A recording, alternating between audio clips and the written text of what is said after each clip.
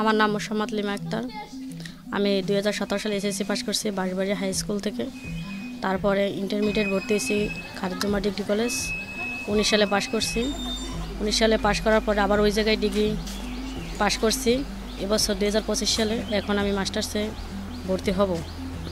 এখন আমার সামনের ইচ্ছা যেন আমি একটা চাকরি করতে পারি।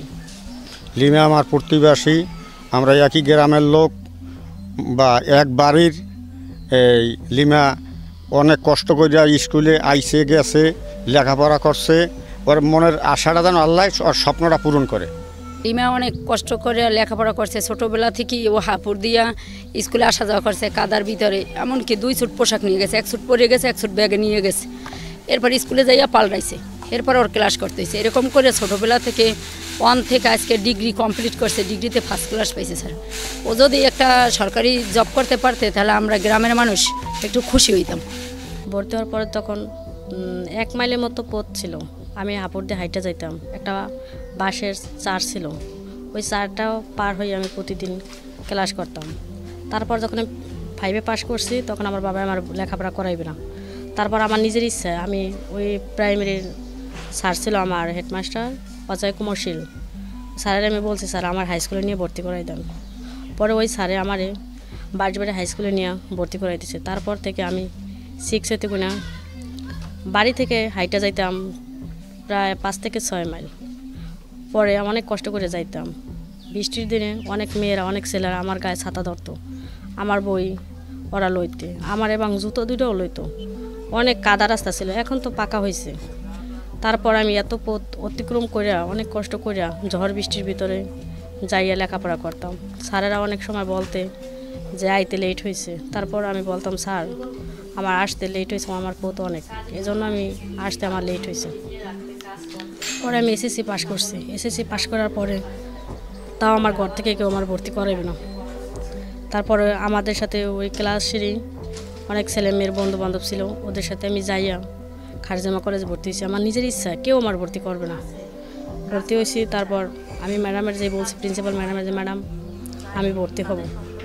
তারপর উনি আমার ভর্তি করছে। করার পরে উনি আমার বই দিছে, ইন্টারে ফার্স্ট ইয়ার সেকেন্ড ইয়ার 2 ইয়ারে বই দিছে, খাতা দিছে, কলম দিছে। তারপর আমার আসা যাওয়ার ভাড়াও দিয়ে দিছে। তারপর আমি দৈনিক 3 মাইল পথ হাইটা, তাও একটা চার ছিল বড় বাসের চার, ওই চারটা পার হইয়া তারপর আমি গাড়িতে ওর সাথে যাইতাম। অনেক গাড়ি এলার আমার দেখে বলতে যে ভালো মানুষ লেখাপড়া করে কিছু করতে পারে না, আর তুই কি করবি। তারপর আমি ওই কথা শুনতাম না, 2 সময় খারাপ লাগবে। তারপর আমি নিজের মন সবসময় বড় রাখতাম, যেন যে যা বলুক তা আমার শোনার কিছু দরকার নাই। তারপর আমি লেখাপড়া করছি। তারপর ইন্টার পাস করছি। ইন্টার পাস করার তারপরও ভর্তি করবে না কেউ। আবার আমি ডিগ্রিতে ওই জায়গায় ভর্তি হয়েছি। আমার স্বপ্ন ছিল যেন আমি অনার্স করব, আমি অনার্স করতে পারিনি। তারপরে আমি ডিগ্রিতে ওই জায়গায় ভর্তি হয়েছি। ভর্তি হওয়ার পরে তারপর ডিগ্রিতে তো ক্লাস করা লাগে নাই, খালি যাই পরীক্ষা দিছি। গলাচিপা মহিলা কলেজ আমার হল ছিল, ওই জায়গায় আমি যাই পরীক্ষা দিছি। আর 3 বছরে 2 বছর যাইয়েই পরীক্ষা দিছি গাড়িতে। আর 1 বছর আমি বর্ষাকাল দেখে বাড়ি থেকে যাইতে পারতাম না, এই জন্য আমি বাসা রেখে পরীক্ষা দিছি। ওই জায়গার মানুষ আমার বলছে যে ভালো মানুষের লেখাপড়া করে চাকরি বাকরি করতে পারে না, তুমি কি করবা। তারপর আমি এখন আমি বিএ পাস করছি 2025 সালে। এখন আমি মাস্টার্সে ভর্তি হব পটুয়াখালী সরকারি কলেজে। আর আমার জন্য সরকারে যদি একটা চাকরি ব্যবস্থা করে দিত, তাহলে আমার জীবনে এত কষ্ট করছি, এত লড়াই করছি, তার জন্য আমার সফল হইতো।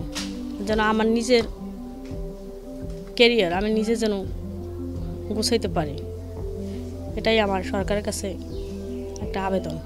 আমার মতো যারা শারীরিক প্রতিবন্ধী আছে তাদেরকে আমি বলবো যেন আমার মতো যে তারাও জীবনের সাথে যুদ্ধ লড়াই করে লেখাপড়া করে। লেখাপড়া করার পরে যেন যার যার জীবন সে যেন নিজেই পরনির্ভর না হয়ে নিজেই যেন আত্মনির্ভর হওয়া ভালো।